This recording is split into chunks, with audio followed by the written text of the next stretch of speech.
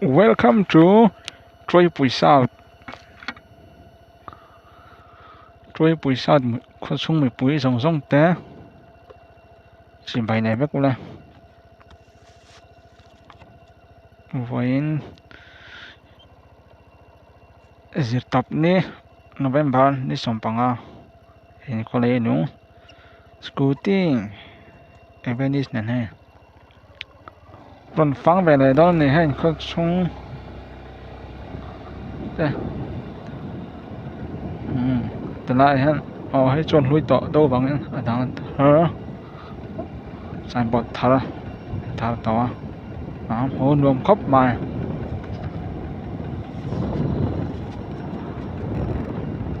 Anh mù em trăng thế. In sát thế, cầu thuần sát thế, còn sát bà này xem là chỉ hơn. Bắt đầu lắm bằng.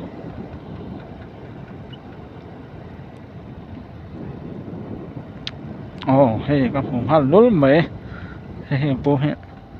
Này, lại đột đó nè.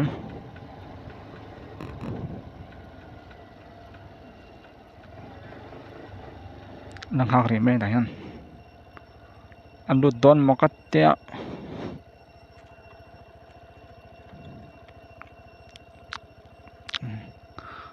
Cái đó này. Rót lóc càng. Ê, bố. Lâu rót lóc mấy chứ chưa?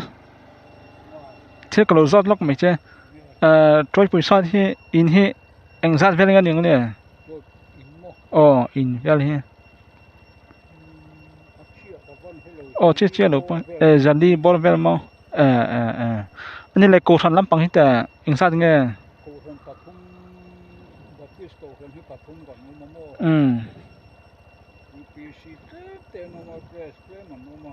Cổ thần ngang không? Cổ thần ngang biết. Hay làm hết tại anh veng nghe. Hay làm hết. Mình bùi veng mau. Nên là veng thì chưa nghe ông veng thum nghe. Veng thum.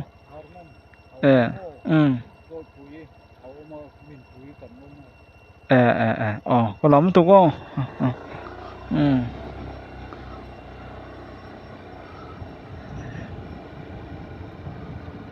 In Zali Borvel tia ăn tắm nghề mấy.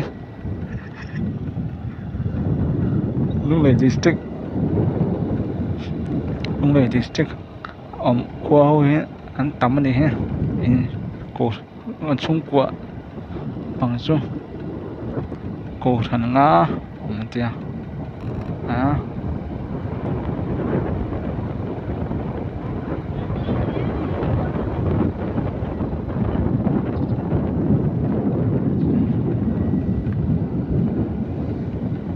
Anh nuông khóc mày lại về chú.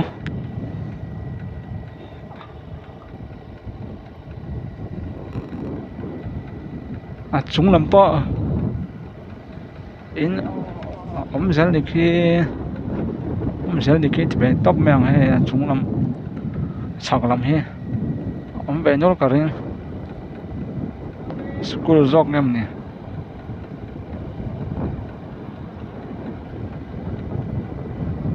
Lại hiện việc kín khát hay.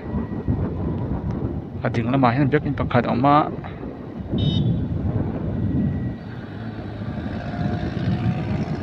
Nên cả vậy là mà hiện khát ông về là thông ạ. Hay là một chỗ liền dog. Anh tắt lốc xem bot về. Share thấy to rồi. Anh lại về trên đường và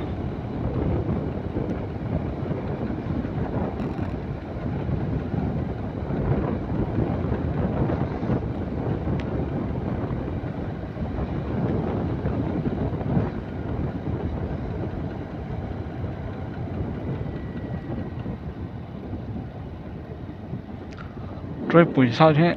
Có đúng là xây khóc mày ạ.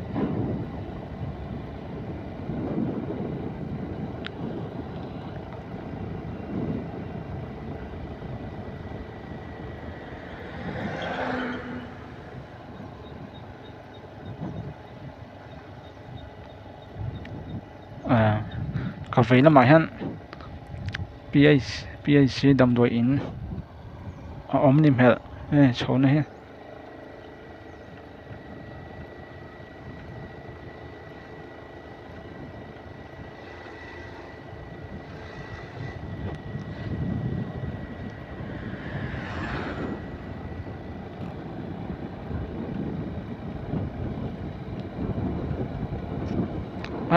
số làm bằng bó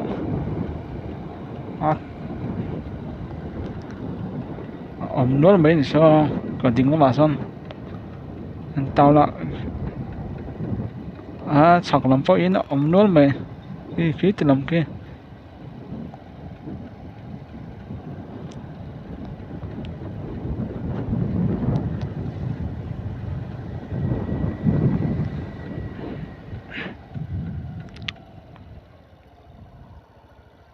khó xịt với con nuông khóc mày hè lại bây giờ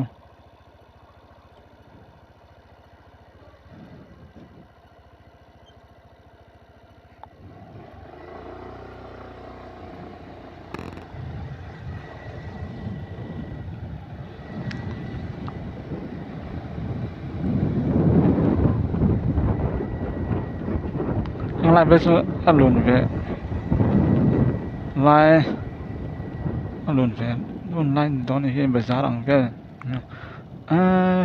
số làm bằng cái là này này chắc làm dốc cái này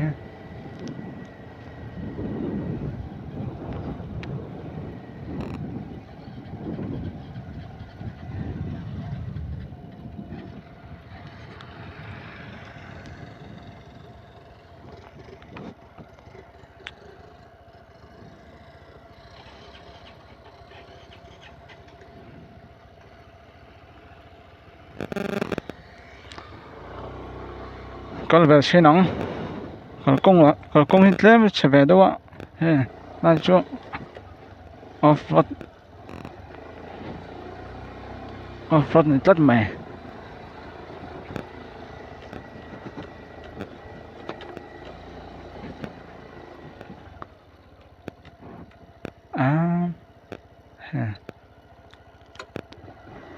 phải về xin tóc mèo ngon phải về thâu lắm nữa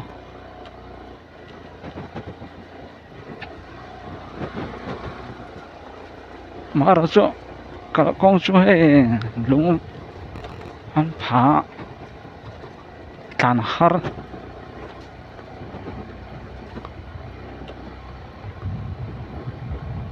nó trong nó trở lại ta hey năm bảy có phải khát mà là cái ngày đó có phải khát cái nó tốt nhá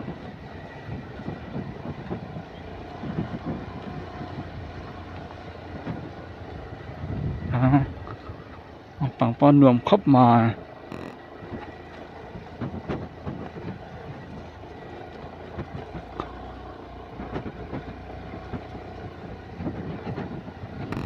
con này chén rồi buổi sao có xuống các phòng mét làm bằng hệ vén nghe trôi bụi thì mấy hai mấy harmon vén nghe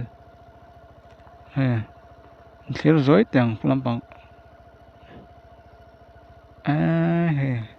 sao làm bao ông nói mày nuông đón khóc mà quên thì cũng là tầm bốc xì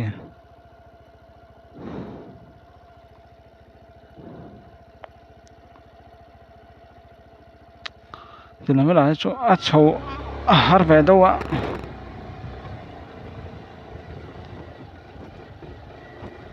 mà là chỗ hay in ông thấy gì là có nên ai in tầm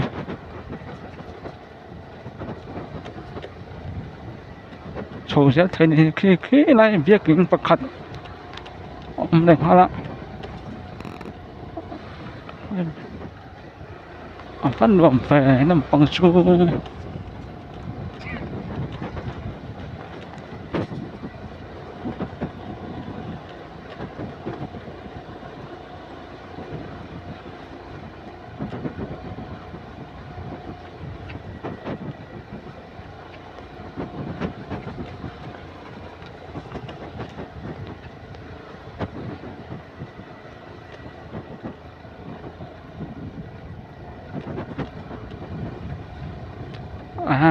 ăn luồng khóc mẹ làm bằng vàng mà nó chụp công rồi cho sim đâu ạ mình to đó điện về đâu cho tóc cho một thằng đó này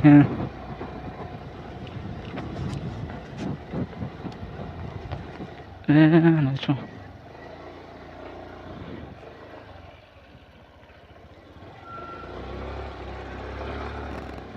nghe mắt tắm về mà giả thằng đó về thì để cho nghe mà giả thằng về ăn tắm bốc xạ mà cho nó bằng cái đủ bốc xạ cái về ngay xin lỗi vậy cái nó tốt như vậy tất mà cụ thể cho tắm khóc mà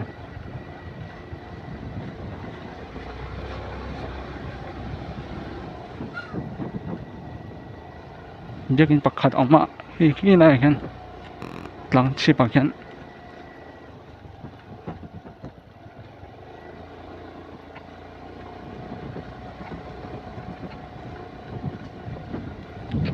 nằm bằng cái khu lại trong cái lỗ anh khát chuẩn in là thêm rượu mà rồi cho rồi cho hay tắm phiền mày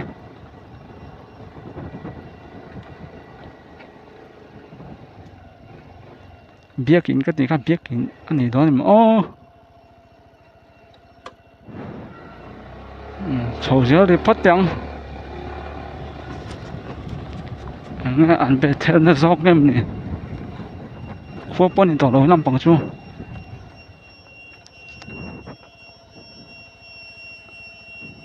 sầu tỏ lối mấy anh bé theo nó thông tra nó về nhà cái sầu tem phun lông á giả thắc led mấy tiếng rồi tiêm mấy rồi anh led mấy anh làm bằng chú bé theo nó về cái rừng rất biết kín một tí khác anh ấy lâu mấy là thì cũng là tập để xe in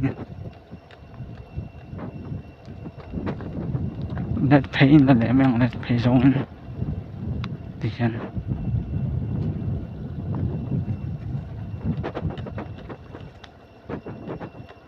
นี่ตั้งกับฟังที่ต่อตอนสิเลยวะฟังช่วงไหนยัน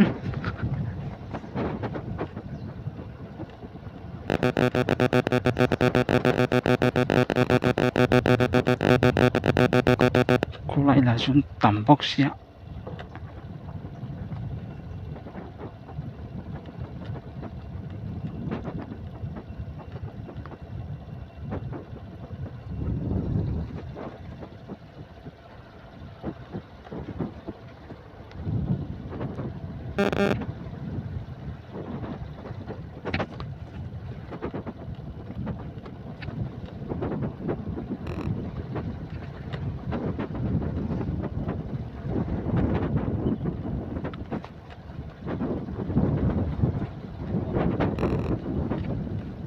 thiên đấy này bắt chia lô về lô chấm biết rồi cái tiếng âm bằng hết vẫn cho cái lông lô về mình thiên này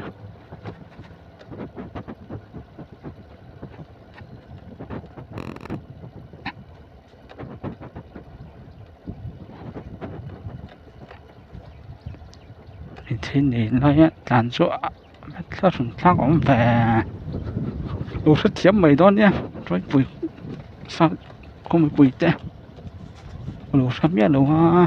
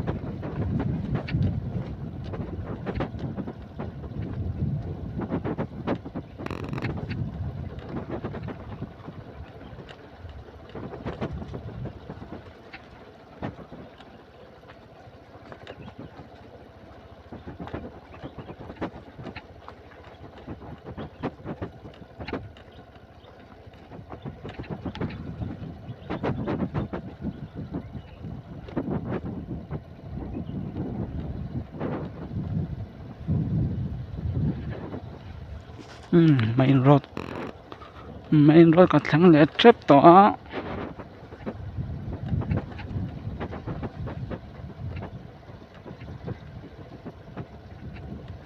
thì lẽ song in là phải chặt rất lẽ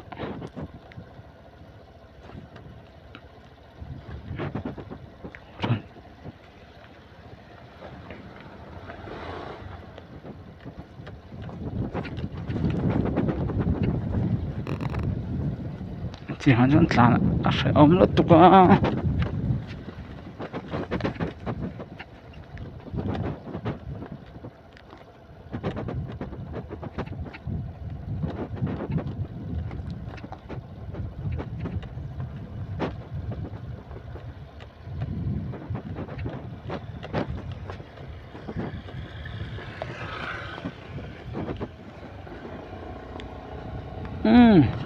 đúng đầy rót lắm ạ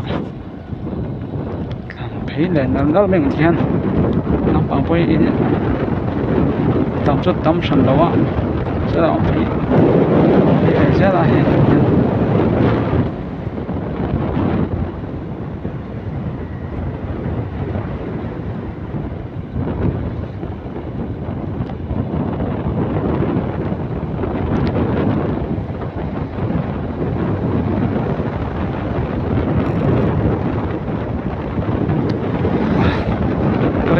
tạm tất nó bằng cái này họ đúng là xây tắc này nó tóc tiêu rồi mấy này hú lại xem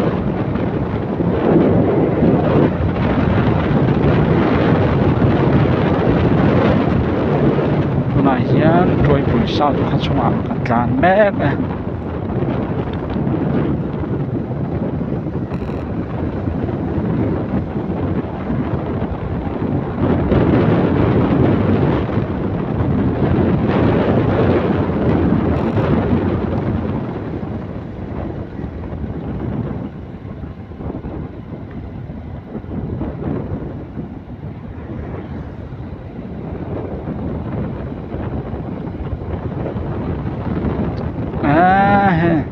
nó tóc tiêu rồi mấy khu lại xem cho ông đi khu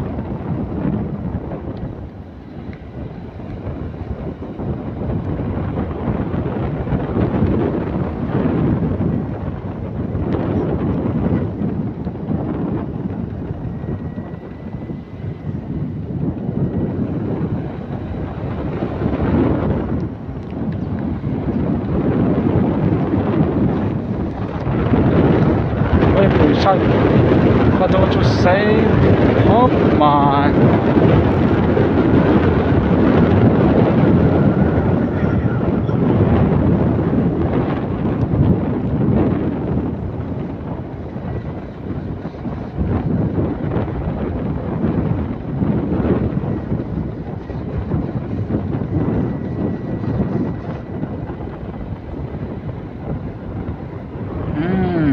này sáng ông này